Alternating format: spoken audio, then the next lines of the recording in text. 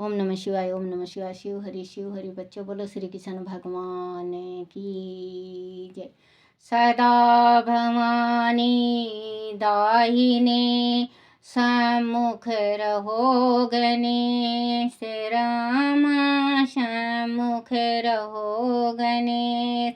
पांच देव रक्षा करो, ब्रह्मा विष्णु महेश सियापति राम। जय जय राम, मेरो मन बसियो सीताराम।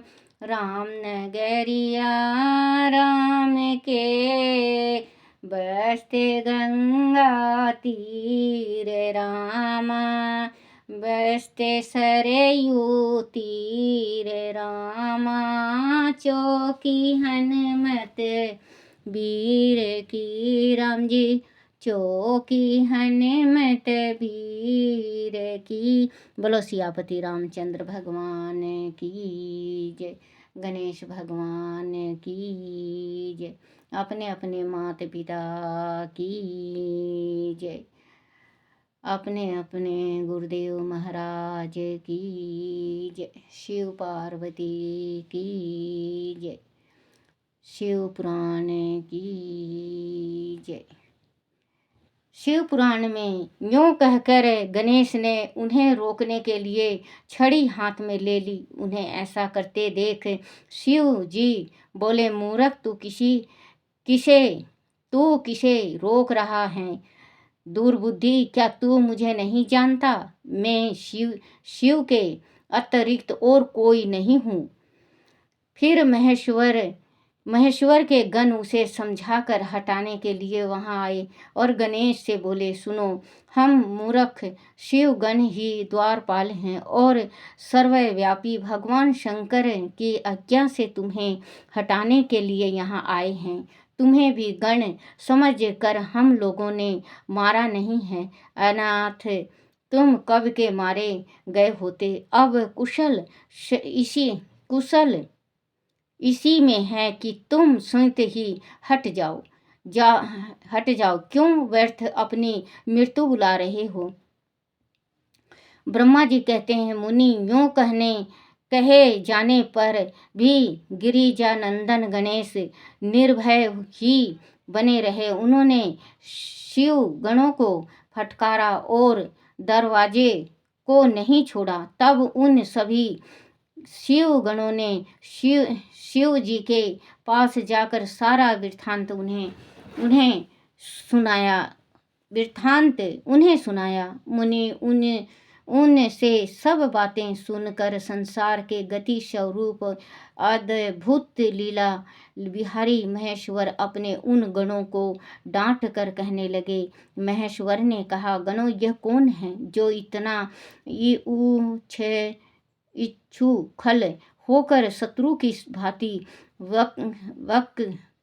बक रहा है? इस नवीन द्वारपाल को दूर भगा दो। तुम लोग नपुंसक की तरह खड़े होकर उसका वृत्तांत मुझे क्यों सुना रहे हो? विचित्र लीला रचने वाले अपनी स्वामी शंकर के यूं कहने पर वह गण पुनः वहीं लौट आए। तदनंतर गणेश द्वारा पुनः रोके जाने पर शिव जी ने गणों को आज्ञा दी कि तुम पता लगाओ वह कौन है और क्यों ऐसा कर रहा है। गणों ने पता लगाया, बताया कि वह श्री गिरिजा के पुत्र हैं तथा द्वारपाल के रूप में बैठे हैं। तब लीला रूप शंकर ने विचित्र लीला करनी चाहिए तथा अपने गणों का गर्व भी गलती करना चाहा। इसलिए गणों को तथा देवताओं को बुलाकर गणेश जी से भीषण युद्ध करवाया, पर वह कोई भी गणेश को पराजित न कर सके। तब स्वयं शूलपणि महेश्वर आए। गणेश जी ने माता के चरणों का स्मरण किया। तब शक्ति ने उन्हें बल प्रदान कर दिया। सभी देवता शिव जी के पक्ष में आ गए। घोर युद्ध हुआ। अनंतो गर्तो श्वेत शूल पनी महेश्वर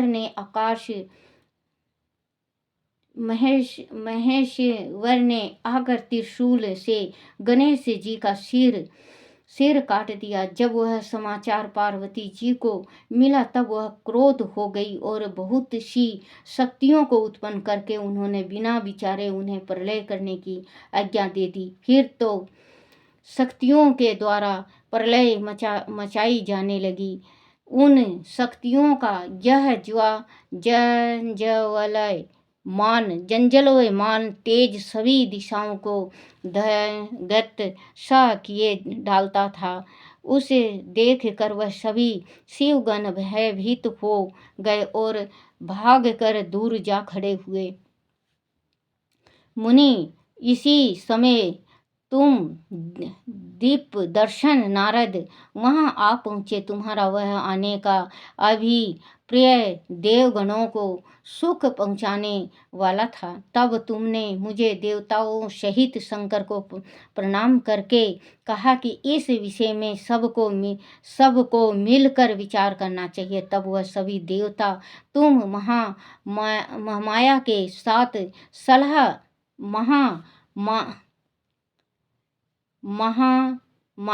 साथ महामाना के साथ सलाह करने लगे कि इस दुख का शमन कैसे हो सकता है। फिर उन्होंने वही निश्चय किया कि जब तक गिरिजा देवी कृपा नहीं करेंगी तब तक सुख नहीं प्राप्त हो सकेगा। अब इस विषय में और विचार करना व्यर्थ है। ऐसी धारण करके तुम्हारे सहित सभी देवता और ऋषि भगवती शिवा के निकट गए और क्रोध की शांति के लिए उन्हें प्रणाम करने लगे। उन्होंने प्रेम पूर्वक उन्हें प्रसन्न करते हुए अनेकों स्तोत्रों द्वारा उनकी स्तुति करके बारंबार उनके चरणों में अभिवंदना किया। फिर देवगणों की आज्ञा से ऋषि बोले। ऋषियों ने कहा, जगदम्बे तुम्हें नमस्कार है, शिवा पत्नी तुम्हें नमस्कार है, चंडिकाए तुम्हें हमारा अभिनंदन प्राप्त हो, कल्याण करनी तुम्हें बारंबार प्रणाम है, अम्बे तुम आदि शक्ति हो, तुम ही सदाचारी सृष्टि की निर्माण करनी पालिका शक्ति और संहार करने वाली हो। देवेशी तुम्हारे कोप से सारी त्रिलोकी विकल हो रही है। अंत अब प्रसन्न हो जाओ और क्रोध को शांत करो। देवी, हम लोग तुम्हारे बच्चों जब अपने पुत्र पे या पुत्री पे बन आती है तो माँ शेर हो जाती है। ऐसे ही गौ जिस टाइम बछड़े को जन्म देती है, बछड़े को जन्म देती है, अगर उसके बछड़े को उसकी नज़रों से इधर उधर कर दो तो वो शेरनी बन जाती है।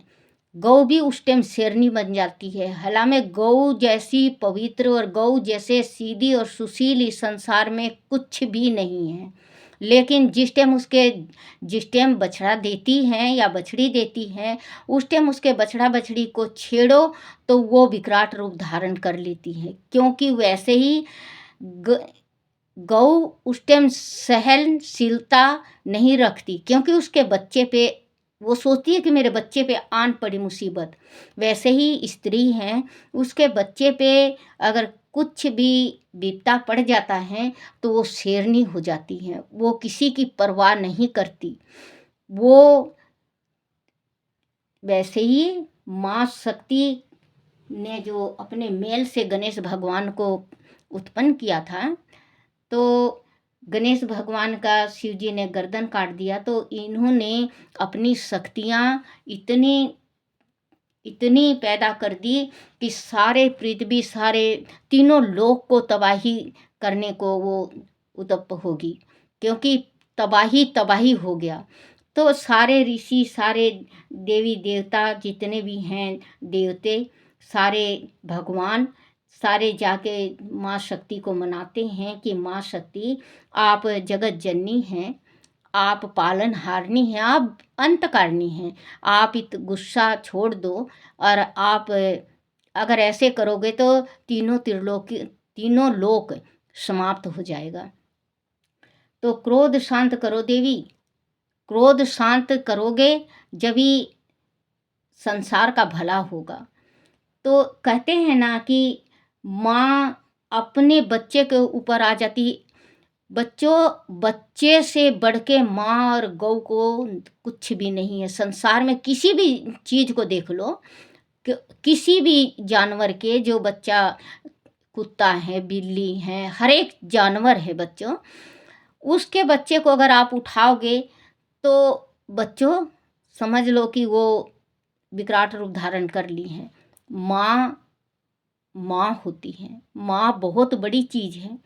अब माँ को मानना बहुत बंद कर दिए, कम कर दिए। माँ को अनाथ आश्रम में, पिता को अनाथ वृद्धाश्रम में ऐसे डालने लगे। बच्चों, वही माँ है जिसने आपको अपने गर्भ से पैदा किया है।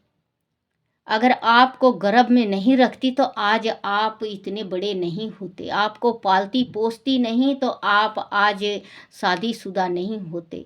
आपका ख्याल नहीं रखती तो आपके आज बच्चे नहीं होते। आप ये सोचो ना बच्चों, आज अपने माँ बाप के प्रति आप लोग इतना दूर व्यवहार करते हो, कल आपके बच्चे अपने ऊपर, आपके ऊपर अगर करें तो कैसा लगेगा। तो वही है बच्चों, जैसे अभी बो रहे हो वैसे काटोगे। एक बहू आती है नई नई अपने ससुराल में, तो परिवार थोड़ा बड़ा होता है। परिवार बड़ा होता है तो बहू कहती हैं अपने पति से, कहती है हम लोग अलग रहेंगे, हम लोग एक में नहीं रहेंगे। मेरा हाथ दुखता है, मेरा सिर दुखता है, इतना काम होता नहीं, मेरे से बर्तन नहीं मांजा जाता, मेरे से रोटी नहीं बनता, मेरे से ये नहीं होता, मेरे से वो नहीं होता। कह कह के बच्चों कहते हैं ना कि सीख पत्थर को भी फाड़ देता है। जो सीख लगता है तो पत्थर को फाड़ देता है। तो वो धीरे धीरे धीरे धीरे वो अपने रंग में ढाल लेती है, वो बहू अपने रंग में ढाल लेती हैं। और जब वो बूढ़े हो जाते हैं, और वो ही बहू का बात बता रही हूँ, जब वो बूढ़े हो जाते हैं, उनके बच्चे जवान हो जाते हैं, और अगर कोई बच्चा कहेगा कि माँ मैं अलग होऊंगा, तो वो माँ शिक्षा देगी। वो माँ शिक्षा देगी कि बच्चों आप लोग एक में रहो। एक में रहने से बहुत फायदा होता है। घर में लक्ष्मी का वास होता है, घर में धन आता है, घर में इतना खर्च नहीं होता। अगर जैसे 2-3 भाई हो तो एक आप लोग साथ रहो, माँ शिक्षा देगी।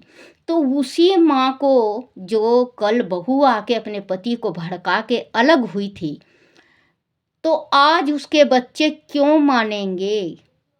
जब अलग हुई वो, तो उसको भी तो ये सोचना था कि मेरे माँ बाप हैं, मेरे देवर जेठ हैं, मेरी छोटी ननंद है, हमारा ससुर है, परिवार है हमारा, मैं अलग नहीं होंगी, सबसे बड़ी बहू हूँ मैं, सबका करूँगी। देखो बच्चों, कमाने में, इज्जत कमाने में हमें पूरी जिंदगी बीत जाती है, पूरी जिंदगी बीत जाती है, शाबाशी नहीं मिलती फिर भी।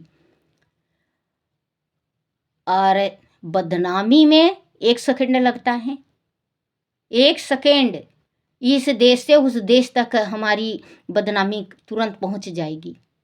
अगर 7 तालों में अंदर भी हम अपनी सास ससुर को गाली गलौज करेंगे, वो भी सारे संसार में फैल जाएगा कि हाँ ऐसी बहू थी। और हम जिस टाइम में अच्छाई करते हैं, वो अच्छाई बहुत बहुत मुश्किल से मिलता है। तो वही कहते हैं, किसी ने, बड़े बुजुर्ग ने कहा है, नेकी कर और दरिया में डाल, नेकी कर दरिया में डाल, क्योंकि आज नहीं तो कल शाबाशी तो मिलेगी। जैसे दो परिवार के स्त्रियां, एक अलग हो जाती है उसका और एक में रहती है उसका, तो अलग होने के बाद वो चाहे सुखी रहे चाहे दुखी, माँ बाप इतना ध्यान नहीं रखते। जो अपने में रहती है उसका माँ बाप ज़्यादा परवाह करते हैं। तो जिस टाइम अंत आता है तो उसका यही होता है कि देखो ये बहू कितनी अच्छी थी जो पूरे परिवार को लेके चली।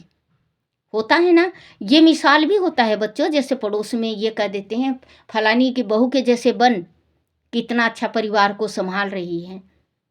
और अगर आप परिवार को ठीक से नहीं संभालोगे, अलग हो जाओगे, तो आपका भी मिसाल होगा। ये कहेंगे हाँ हाँ देखा है ना फलानी को, वैसे ही मत बनने की कोशिश करना। होता है ना बच्चों, हम कहते हैं, आप लोग भी कहते होंगे कि हाँ हाँ उसके जैसे बनने की कोशिश मत कर। और जो अच्छा होता है तो वो कहते हैं हाँ उसके जैसे बनो, देखो परिवार को कितना अच्छा संभाल रखा है।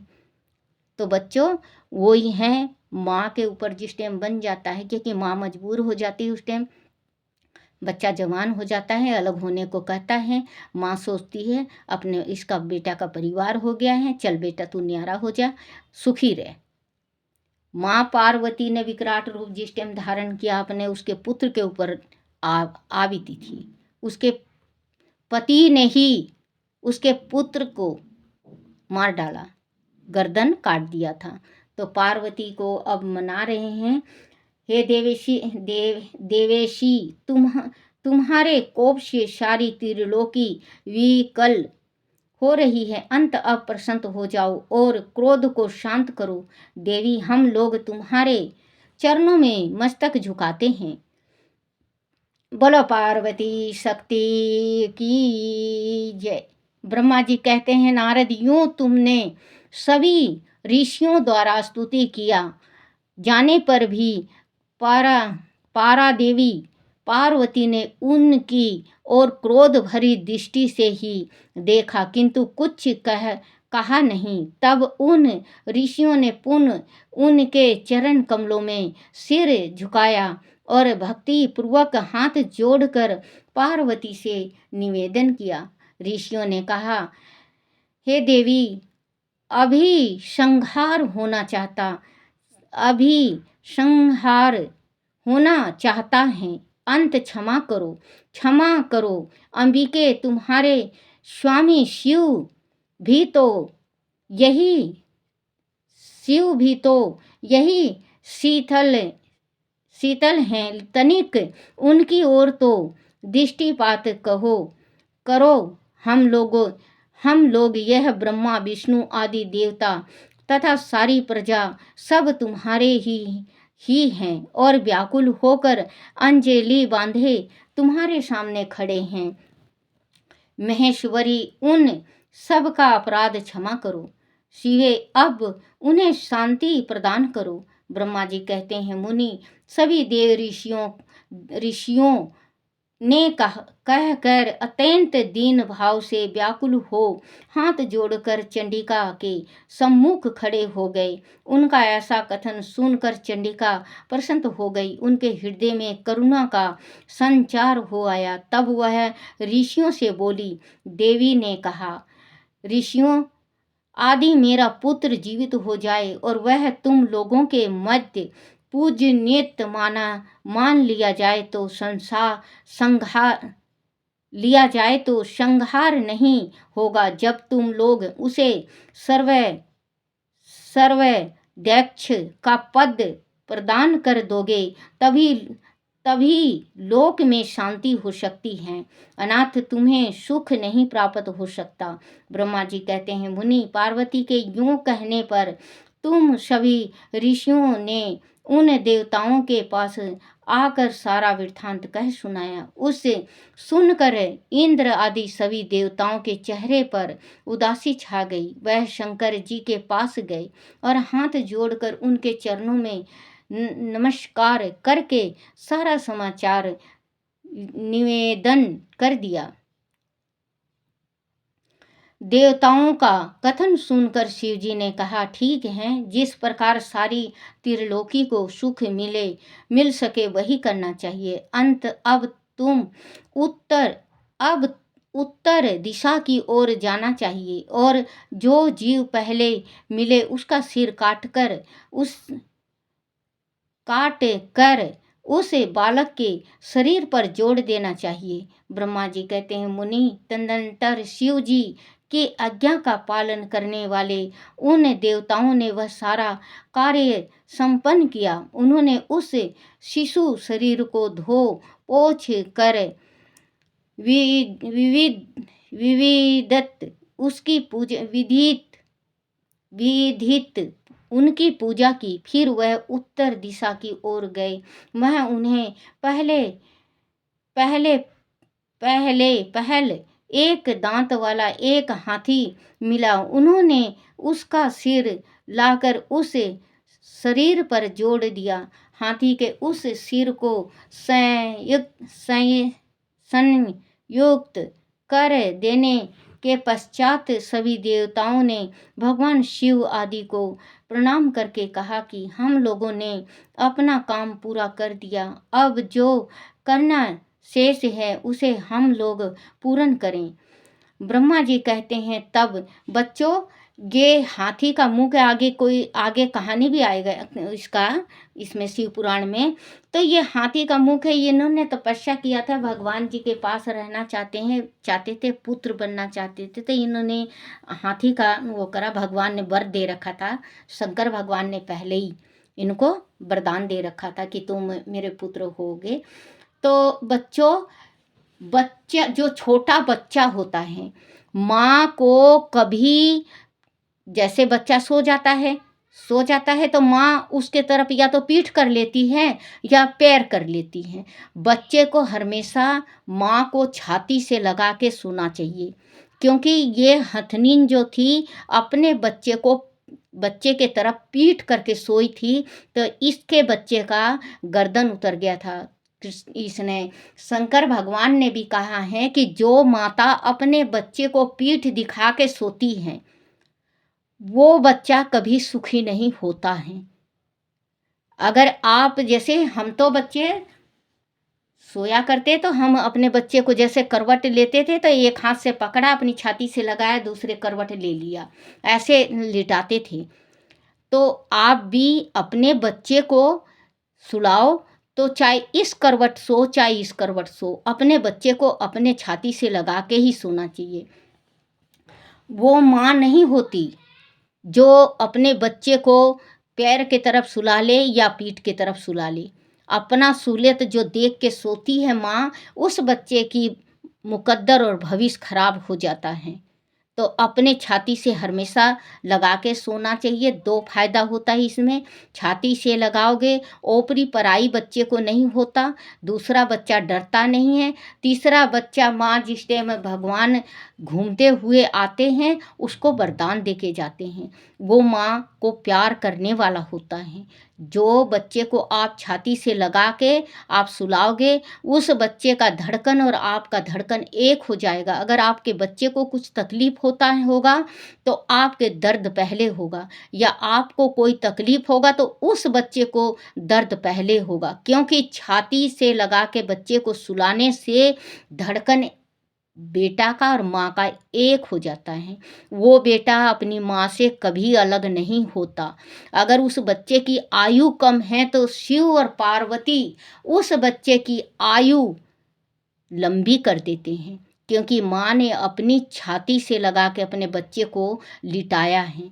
तो बच्चों, आप अपने छोटे बच्चे को, जैसे 1 दिन से लेके 5 साल तक बच्चा छोटा होता है, 3 साल तक तो ज़रूर अपनी छाती से लगा के बच्चे को सुलाना चाहिए।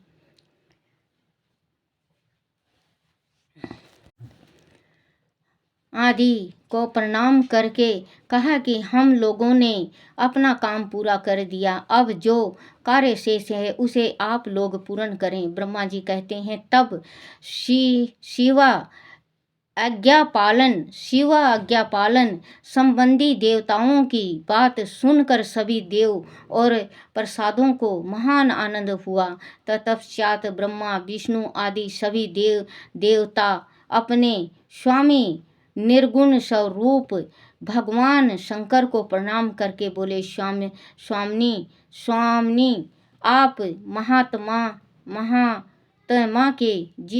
महात्मा के जिस तेज से हम सभी उत्पन्न हुए हैं, आपका वही तेज वेद मंत्र के अभियोग से इस बालक में प्रवेश करें। इस प्रकार सभी देवताओं ने मिलकर वेद मंत्र द्वारा जल को अभिमंत्रित किया। फिर शिव जी का स्मरण करके उस उत्तम जल को बालक के शरीर पर छिड़क दिया। उस जल का स्पर्श होते ही वह बालक शिवेच्छ से शीघ्र ही चेतना युक्त होकर जीवित हो गया और सोए हुए की तरह उठ बैठा। वह सौभाग्यशाली बालक अत्यंत सुंदर था। उसका मुख हाथी का सा था, शरीर का रंग हरा लाल था, चेहरे पर प्रसन्नता खेल रही थी। उसकी आकृति कामनीय थी और उसकी सुंदर प्रभा फैल रही थी। मुनीश्वर पार्वती नंदन उस बालक को जीवित देखकर वह उपस्थित सभी लोग आनंद मगन हो गए और सारा दुख विलीन हो गया। तब हर्ष विभोर होकर सभी लोगों ने उस बालक को पार्वती जी को दिखाया। अपने पुत्र को जीवित देखकर पार्वती परम स्नेह हुई। बोलो श्री कृष्ण भगवान की जय। पार्वती ने जब बच्चे को देखा, हाथी का सिर लगा हुआ था, तब भी माँ इतनी प्रसन्न हो गई कि मेरा बच्चा जीवित है। क्योंकि देखो बच्चों, ये संसार है, संसार में एक माँ जैसी चीज संसार में कुछ भी नहीं होता। क्योंकि चाहे बच्चा लंगड़ा हो, काना हो, लूल्हा हो, बोलता ना हो, गूंगा हो, बहरा हो, कैसा भी हो, माँ को वो बच्चा बहुत प्यारा लगता है। अगर भगवान ना करे कि किसी के साथ हो, किसी के साथ हुआ भी होगा, क्योंकि ये संसार है, तो वो बच्चा अगर अपाहिज हो के भी बचा हुआ है तो माँ को ये तसल्ली है कि मेरा बच्चा जीवित है। तो माँ पार्वती को भी, क्योंकि माँ पार्वती को तसल्ली हुई कि मेरा पुत्र जीवित है, तो जो गृहस्थी का जो खेल दिखा रहे हैं भगवान कि ऐसे ऐसे होता है, तो सारा ये शिव पुराण में वृत्तांत है, सारा ही बताया गया है कि एक गृहस्थी में ये होता है। क्योंकि औरत गुस्सा भी होती है, प्यार भी करती है, लड़ती भी हैं और समझाती भी हैं। तो माँ पार्वती ने रोल किया है गृहस्थी का, और शिव पार्वती ने, शिव जी ने, और गणेश भगवान और कार्तिकेय ने। तो जैसे अपने बच्चे होते हैं तो इतना प्यार, जैसे पार्वती माता ने कितना प्यार किया। पार्वती ने पहले ही कह दिया था इनको कि प्रथम पूजा मेरे बच्चे का होना चाहिए, और मेरे बच्चे का चाहे कोई भी कुछ कार्य करे वो उसमें सबसे पहले पूजा होनी चाहिए, सबसे पहले उनको भाग मिलना चाहिए, और सबसे मतलब मेरा बच्चा जीवित होना चाहिए। तो हाथी का सिर भी देख के माँ का मन तृप्त हो गया कि चलो मेरे बच्चा मेरे पास है और मेरा बच्चा जीवित है। क्योंकि माँ को क्या चाहिए, अपना बच्चा। ना माँ रूप को देखती है, काला रंग नहीं, गोरा रंग नहीं, काना नहीं, कैसे भी नहीं, उसका तो जिगर का टुकड़ा होता है। चाहे कोई भी कैसे भी, चाहे कोई उसके बच्चे को जैसे कहेंगे कितना बेकार है, कितना भूंडा है, कितना काला है, कितना बदसूरत है, कितना अंधा है, काना, ये कहते हैं ना लोग बाग। लेकिन उसकी माँ अपने बच्चे को कभी ये नहीं कहती कि मेरा बच्चा काना है। एक मंदिर था बेटा, पुजारी एक मंदिर था, पुजारी था एक, तो उस पुजारी का काम होता कि भोग लगाते और किसी को दे देता कि तुम सारे जगह बाँट दो, जितने जने आए हुए हैं भक्त सबको दे दो। तो वो पुजारी एक दिन उसके पुजारी के मन में आया, एक बुढ़िया खड़ी थी और उसका बच्चा था काना। और काना था तो सारे बच्चे बच्चे आए हुए थे, इतवार की छुट्टी थी, तो उस बुढ़िया को दे दिए। और वो पुजारी ने ये कहा, बोले कि तुझे जो सबसे ज़्यादा प्रिय और सबसे ज़्यादा प्यारा और सबसे ज़्यादा सुंदर हो, उसको तू सबसे पहले प्रसाद देना। वो बुढ़िया प्रसाद को लेके, वो औरत प्रसाद को लेके चारों तरफ घूम गई और जितने भी सुंदर, एक से एक सुंदर को छोड़ के वो चारों तरफ घूमे और अपने बेटे के पास आके खड़ी हो जाए। चारों तरफ घूमती और अपने बेटे के पास आके खड़ी हो जाती। 3-4 दफ़े हो गया। पुजारी कहने लगा, बोला कि माई माई प्रसाद बाँट दो। बोले दे रही हूँ, दे रही हूँ। जब चौथी दफ़े घूम के अपने बच्चे के पास आती है, सबसे पहले अपने बच्चे के हाथ में देती हैं। वो पुजारी पूछता है कि माई तू 4 दफ़े घूम गई, इतने एक से एक सुंदर और एक से एक ज्ञानी बच्चे, और तुझे अपने बच्चे में ज्ञान भी दिखा, सुंदरता भी, सब कुछ, और तेरा बेटा काना है। बोले काना बिल्कुल मत कहना पंडित जी, मुझे इस संसार से सुंदर कोई लगता ही नहीं मेरे बेटा के सिवा। मैं बेटा को देखती हूँ, अपने बेटा को जिस टाइम देखती हूँ तो मैं ये सोचती हूँ कि मेरे बेटा जितना राजकुमार और इतना सुंदर कोई है ही नहीं है। मेरे बेटे में कोई मुझे अवगुण नहीं दिखता। तो वही है बेटा कि अपनी औलाद सबको प्यारी होती हैं, चाहे वो रूपवान हो चाहे बदसूरत हो, लेकिन वो बहुत ज़्यादा अपने बच्चे को प्यार करती हैं। तो माँ पार्वती भी जब हाथी का सिर लग गया इनके शरीर में, लेकिन माँ को तसल्ली ये हुई कि चलो मेरा बेटा जीवित है। बोलो श्री कृष्ण भगवान की जय। बोलो शिव पार्वती की जय। बोलो गणेश भगवान की जय। ओम नमः शिवाय, ओम नमः शिवाय, ओम नमः शिवाय बाबा, ओम नमः शिवाय, ओम नमः शिवाय भोले, ओम नमः शिवाय, ओम नमः शिवाय शंकर, ओम नमः शिवाय, ओम नमः शिवाय शंभु, ओम नमः शिवाय, ओम नमः शिवाय भोले, ओम नमः शिवाय, शिवाय नमो, शिवाय नमो, शिवाय नमो, शिवाय नमो।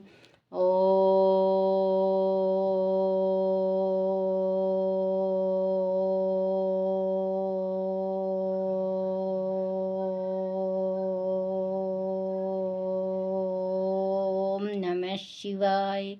बोलो शिव पार्वती की जय। अपने अपने गुरुदेव महाराज की जय।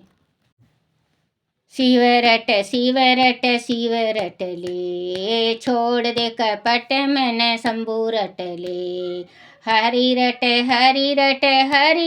ले, छोड़ दे कपट मन शंभु रट ले। मन भोले रट ले, मन हरि रट ले।